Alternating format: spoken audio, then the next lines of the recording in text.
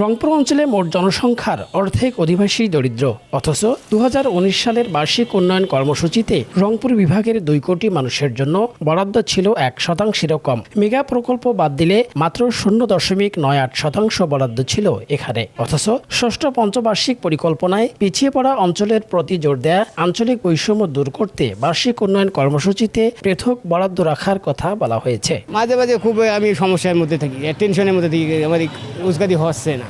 Income source আমার খুব অল্প হয়, যেমন ধরেন 400 টাকা বা 500 টাকা, 300 টাকা, এইভাবে আমি চলি। তারপরে অনেক কিস্তি আছে, এইভাবেই চলছে। হাজিরা দিয়ে চলে না, তারপরে এখন জীবন বাঁচার গেলে চলতে হবে, ওটা পরিশ্রম করে খাই যেতে হবে।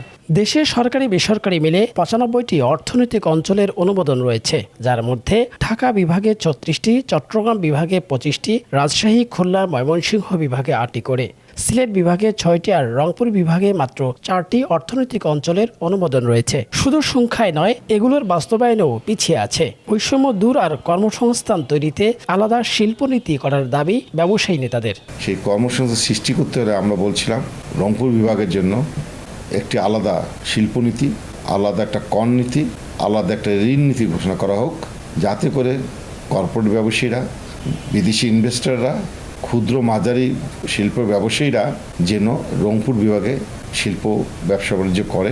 দেশের অন্যান্য অঞ্চলে শিল্প খাতে পর্যাপ্ত বরাদ্দ থাকায় দেশীয় প্রতিষ্ঠানগুলোর পাশাপাশি বিনিয়োগে এসেছে ভারত, জাপান, চীন সহ অনেক দেশ থেকে। শুধু ভিন্ন চিত্র রংপুরে। তাই সুষম উন্নয়নের দাবি এই অঞ্চলের জনপ্রতিনিধিদের।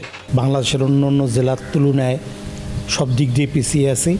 কর্মসংস্থান সৃষ্টি করতে হবে, এখানে একাধিক ইকোনমিক জোন স্থাপন করে বেকার সমস্যার সমাধান করলে আমাদের এখানে আমরা পিছিয়ে পড়া এলাকা আমরা কিছুটা এগিয়ে যাব।